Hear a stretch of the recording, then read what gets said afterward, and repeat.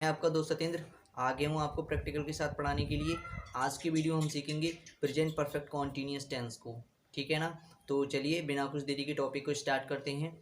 तो देखिए सबसे पहले हम लिख लेते हैं प्रेजेंट परफेक्ट कॉन्टीन्यूअस टेंस, और प्रेजेंट परफेक्ट कॉन्टीन्यूअस टेंस लिखने के बाद ऊपर उसके लिख लेते हैं उसकी पहचान। ओके, तो पहचान लिखेंगे।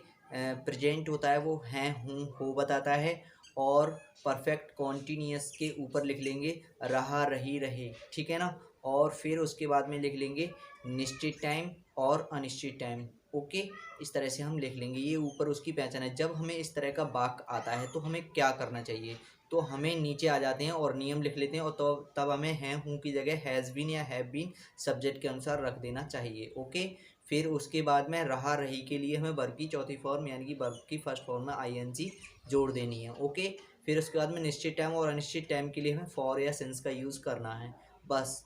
ठीक है ना। मैं ये एक बहुत ही मतलब निचोड़ करके ये सब बातें हैं, और बाद बाकी तो सब कॉमन है। ठीक है ना। तो चलिए अब आगे हम समझते हैं। आगे हम थ्योरिकल नियम ले लेते हैं एक, जैसे कि ही, सी, इट के साथ हैज़ बीन तथा यू, बी, दे के साथ हैव बीन लगा करके वर्ब की फर्स्ट फॉर्म में आईएनजी जोड़नी है। ओके, ठीक है ना। चलो अब हम समझते हैं अपना एक बाक बाक समझते हैं। अब बाक जो है हमारा वो है, वे 2 घंटे से मैच खेल रहे हैं। ओके, वे 2 घंटे से मैच खेल रहे हैं, इस बाक को बनाने से पहले समझते हैं।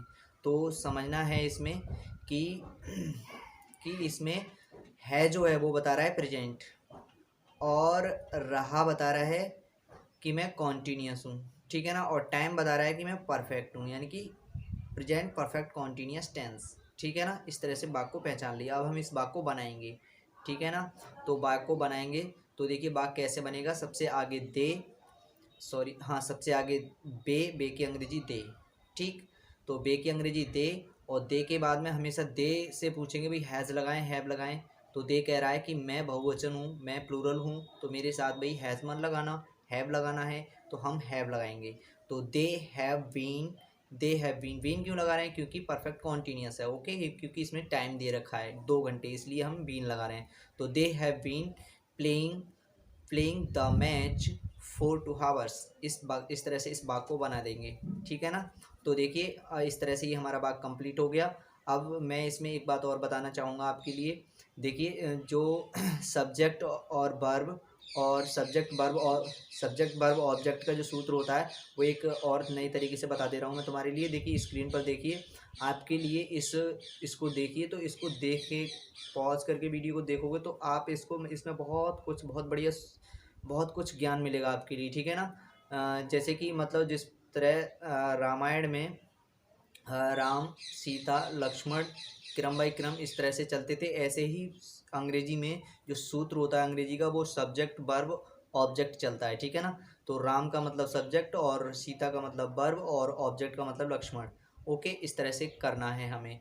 ठीक है। अब देखिए हर वाक्य में जिस तरह रामायण में राम एक, लक्ष्मण एक। ठीक है ना।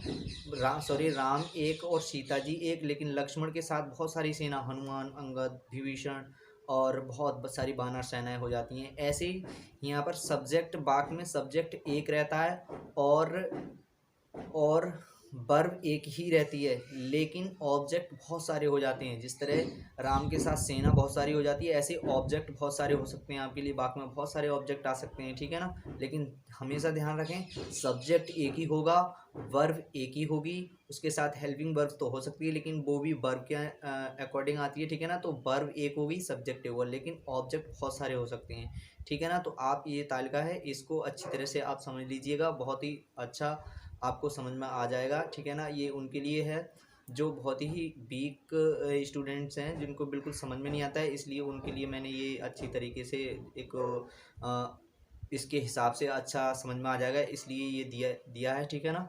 तो ठीक है, अब हम आगे बनाते हैं इसमें। देखिए they have been playing the match for 2 hours, इसका नेगेटिव बनाते हैं। तो नेगेटिव कैसे बनेगा, नेगेटिव इस बात का बनेगा नेगेटिव कैसे बनेगा, नेगेटिव बनेगा बहुत ही सिंपल है, हैव बीन के बीच में नॉट लगा देंगे। तो they have not been playing the match for 2 hours.